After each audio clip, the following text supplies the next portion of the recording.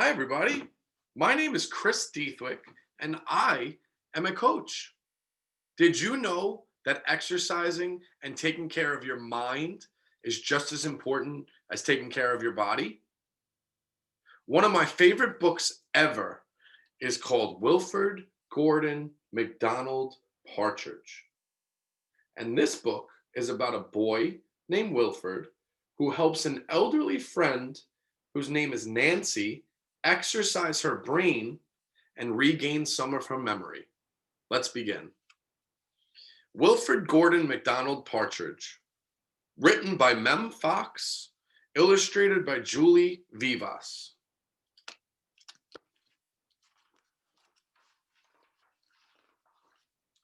There once was a small boy called Wilford Gordon MacDonald Partridge. And what's more, he wasn't very old either. His house was next door to an old people's home, and he knew all the people who lived there.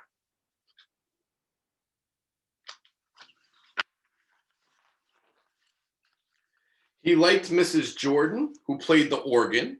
He listened to Mr. Hosking, who told him scary stories. He played with Mr. Tippett, who was crazy about cricket.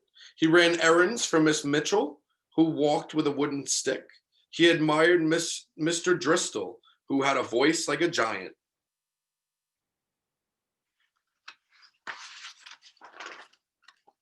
But his favorite person of all was Miss Nancy Allen Delacourt Cooper, because she had four names, just as he did. He called her Miss Nancy and told her all his secrets.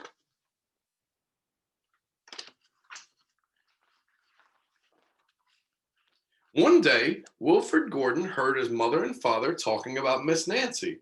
Poor old thing, said his mother. Why is she a poor old thing? Asked Wilford Gordon. Because she's lost her memory, said his father. It isn't surprising, said his mother. After all, she is 96. What's a memory? Asked Wilford Gordon. He was always asking questions. It is something you remember, said his father. But Wilford Gordon wanted to know more, so he called on Mrs. Jordan, who played the organ. What's a memory? He asked. Something warm, my child, something warm.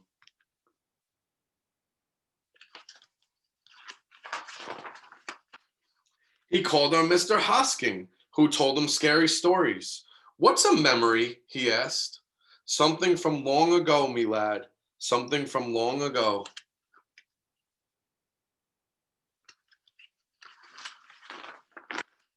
He called on Mr. Tippett, who was crazy about cricket. What's a memory? He asked. Something that makes you cry, my boy, something that makes you cry.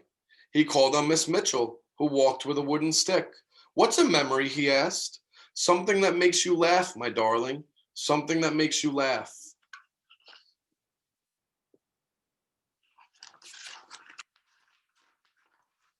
He called on Mr. Driscoll, who had a voice like a giant.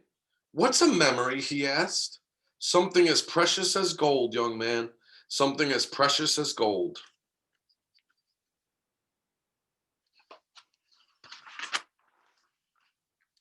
So Wilford Gordon went home again to look for memories from Miss Nancy, because she had lost her own.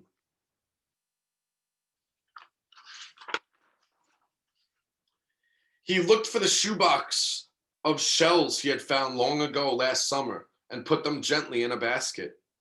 He found the puppet on strings, which always made everyone laugh, and he put that in the basket too.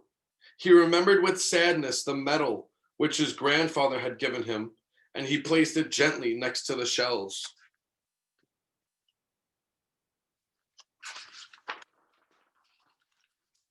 Next, he found his football, which was as precious as gold.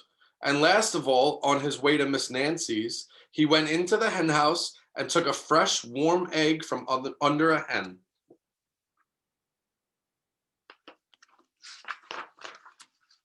Then Wilford Gordon called on Miss Nancy and gave her each thing one by one.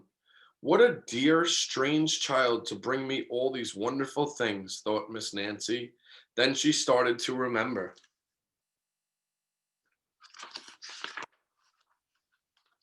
She held the warm egg and told Wilfred Gordon about the tiny speckled blue eggs she had once found in a bird's nest in her aunt's garden. She put a shell to her ear and remembered going to the beach by tram long ago and how hot she had felt in her button up boots.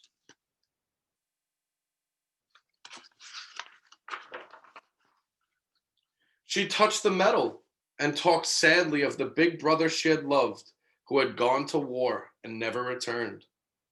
She smiled at the puppet on strings and remembered the one she had shown to her sister and how she had laughed with a mouth full of porridge.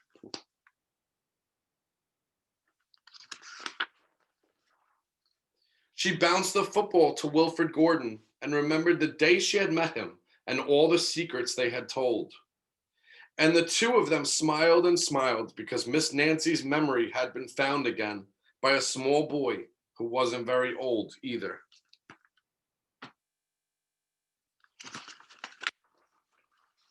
The end.